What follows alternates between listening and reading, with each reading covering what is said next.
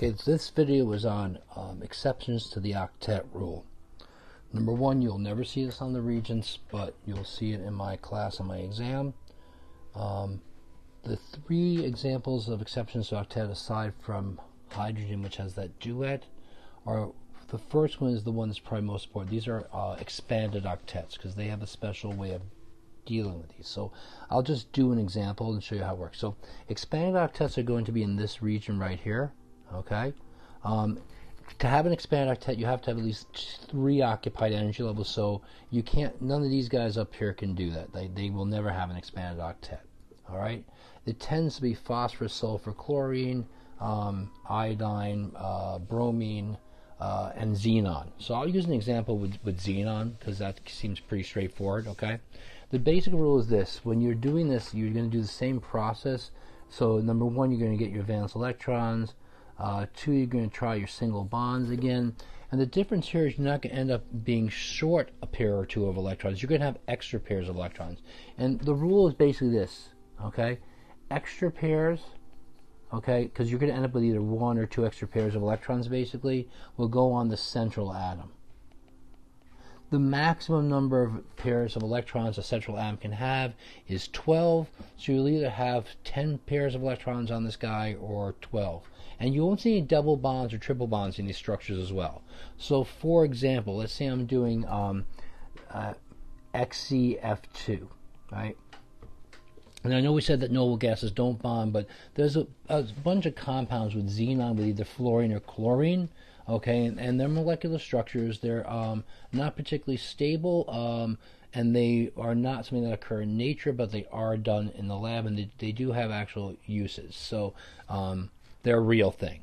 All right, again, never on the region. So let me just start with this. First of all, the single atom obviously is going to be in the middle, so we're going to do Xe in the middle. We're going to put a dash here with the F and a dash here with the F, and we're going to count valence electrons. So you got xenon has 8 valence electrons, and you have 7 plus 7 for the 2 fluorines. So you've got a total of, let's see, 14 plus 8. You have 22 electrons on this guy. So what you're going to do is start putting pairs of electrons. So you go 1, 2, 3, 4, 5, 6. I took care of the fluorine, right?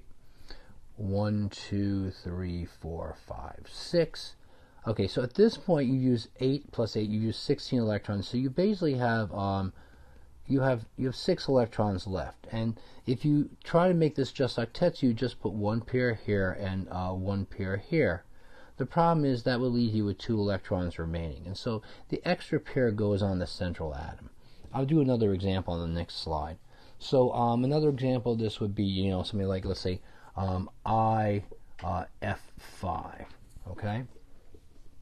And again, we're going to put the iodine in the middle, so you have your iodine in the middle, and you put your 5 fluorines, okay? Sorry, it's a bad dash there, but we'll live. And again, these don't indicate in any way what the 3D strafe is, so it doesn't matter, how they look. They don't have to be perfect or something like that.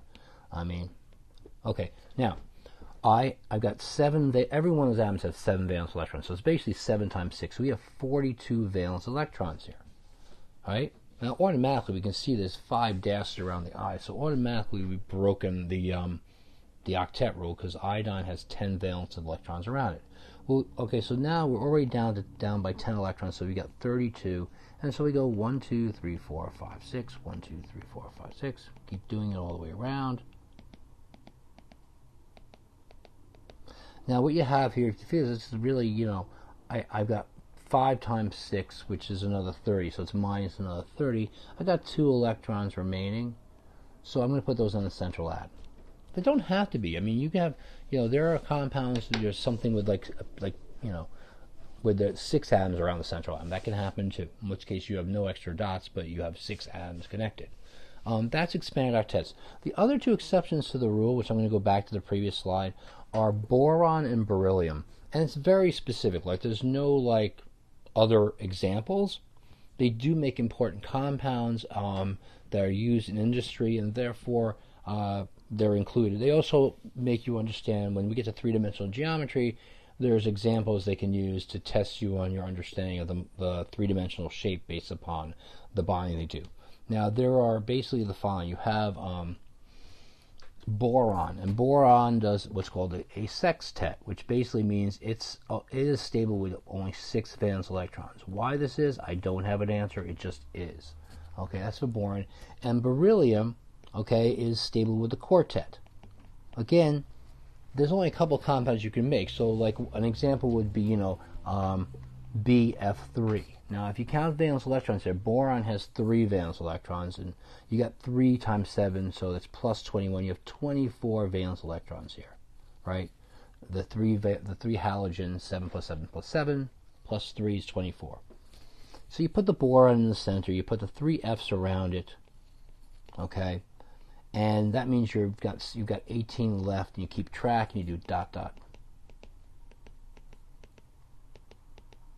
So you put 3 lone pairs around each of those guys. At this point, right, you've used up all your electrons. You're done. Now, you would think that the boron in the center is short a pair of electrons, but in fact, this is a stable structure, okay? And the length of the bond through experimental analysis and the amount of bond energy indicates that it is in fact a single bond there, not a double or anything like that. So therefore, that is a stable structure. If you were to draw BCl3 or the exact same thing. BEF2 looks like this. It's Ba-FF dot dot dot dot dot dot dot dot dot dot dot dot. Again, that's all the valence electrons because it was 2 plus 14. That's equals 16. You've used up all 16, and for some reason beryllium is stable, making 2 covalent bonds. And the weird thing is beryllium is considered a metalloid, and here it is making a covalent bond. So these are little quirky exceptions that you want to know for my exam that show up in both the SAT2 and the AP exam, and that's why I'm teaching them. And it could the only other one you could get is BE, like Cl2 or BCl3. They'd be the exact same structure. Okay, that's the video.